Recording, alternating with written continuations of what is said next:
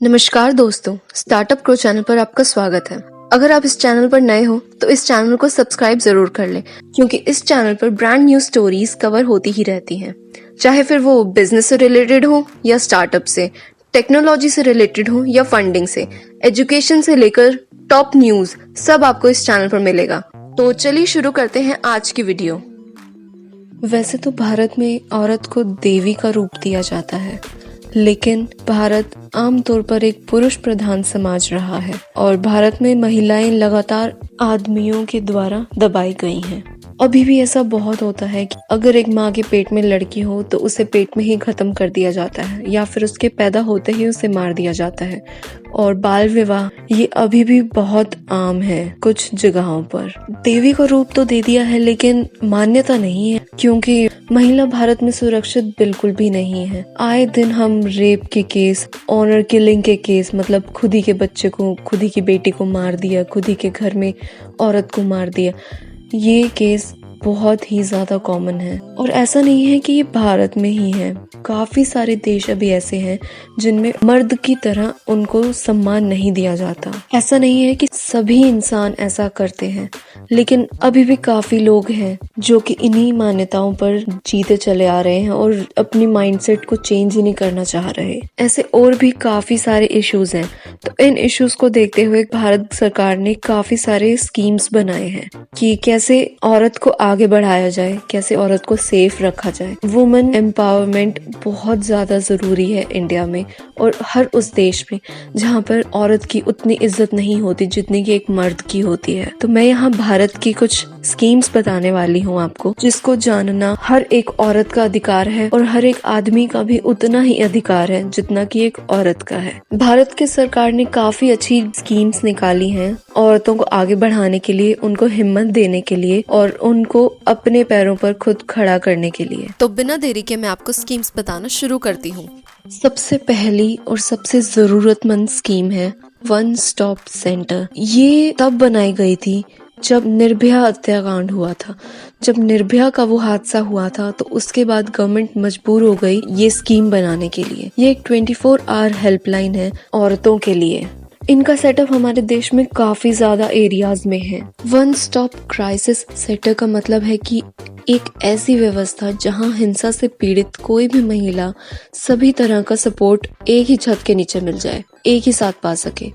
अस्पतालों में इन सेंटर्स को चलाया जाता है जहां मेडिकल एड, लीगल एड, अस्थायी रूप से रहने के लिए स्थान, केस रजिस्टर करने के लिए सहयोग, काउंसलिंग सभी एक जगह पर अवेलेबल होती है। इसका हेल्पलाइन नंबर 181 है। यह स्कीम निर्भया फंड के थ्रू ही चलेगी और सेंट्रल गवर्नमेंट इसको 100% फाइनेंशियली असिस्ट करेगी। अगली स्कीम है बेटी बचाओ बेटी पढ़ाओ। अभी भी भारत समाज में बहुत से ऐसे लोग हैं जिनको बेटियां नहीं चाहिए, उनको बच्चे बेटे ही चाहिए।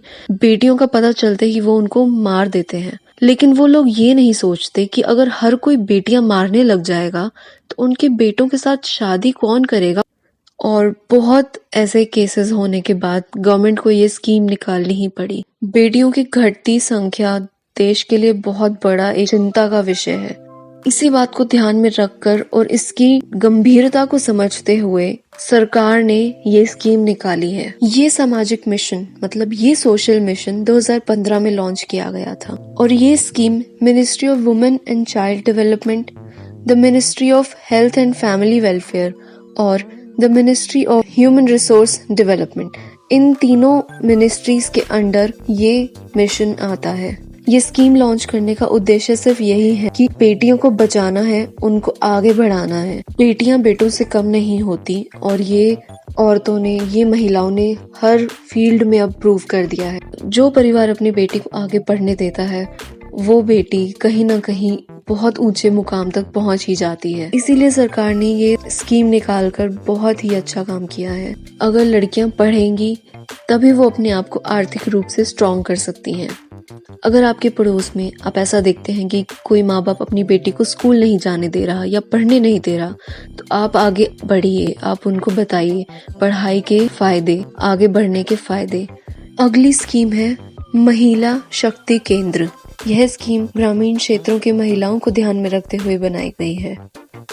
यह योजना वर्ष 2017 में देहाती महिलाओं के जीवन का निर्माण करने के लिए शुरू की गई थी।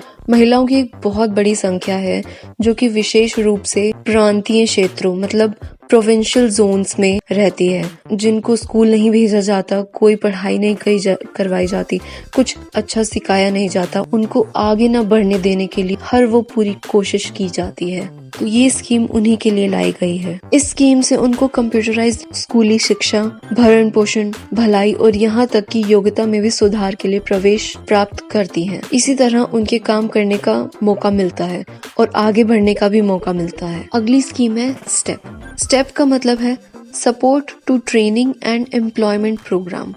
नाम से ही पता चल रहा है कि वो ट्रेनिंग और एम्प्लॉयमेंट मतलब बेरोजगारी खत्म करेंगे और उनको ट्रेन करेंगे। ये प्रोग्राम होगा इस स्कीम के अंदर। इस ट्रेनिंग के बाद महिलाओं को स्वयं उनके और उनके परिवार की मदद करने के लिए खुद को एक अच्छा और खुद को आगे बढ़ाने के लिए सहायता करना है। इस स्कीम के थ्रू औरत के अंदर काम करने की भावना, उनका बिजनेस बनाना, उनको आगे बढ़ाना, ये एक मोटिव है इस स्कीम का। अगली स्कीम है स्वधर स्कीम।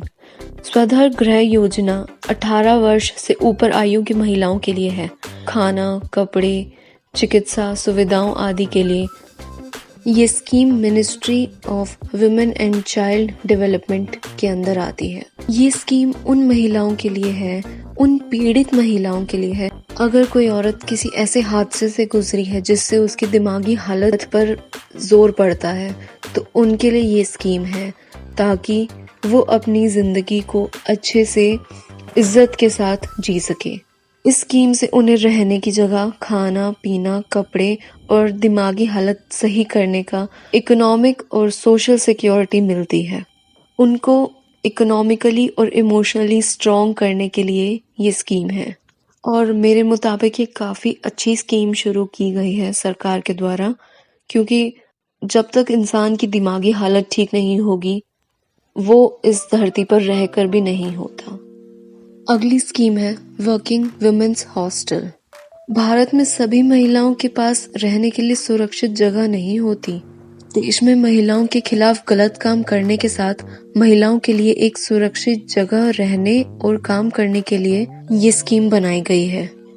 इस स्कीम के अंडर औरत को काम करने का मौका भी मिलता है और उन्हें रहने की भी एक जगह मिल जाती है।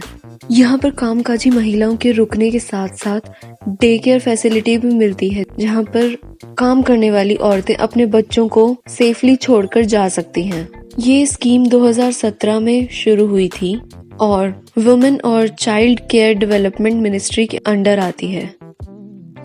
भारत में करीब ऐसे 70,000 वर्किंग हॉस्टल्स बनने वाले हैं, जिसमें से 938 ऑलरेडी शुरू हो चुके हैं। ये काफी अच्छी अचीवमेंट है भारत सरकार द्वारा। इस आखिरी स्कीम का नाम है महिला ए हार्ट। इस स्कीम में बिजनेस करने की इच्छा रखने वाली महिलाओं को सहूलियत होगी और सरकार की तरफ से पूरी मदद की जाएगी।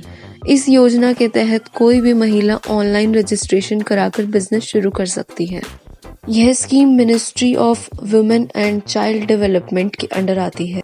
स्कीम का फायदा उठाने के लिए आपकी उम्र 18 साल या उससे अधिक ही होनी चाहिए और थोड़ी बहुत शर्तें हैं जो कि आप इनकी साइट पर जाकर भी पढ़ सकते हैं। तो दोस्तों, ये थी कुछ महिलाओं के लिए स्कीम्स जिनको अभी तक महिलाएं भी नहीं जानती।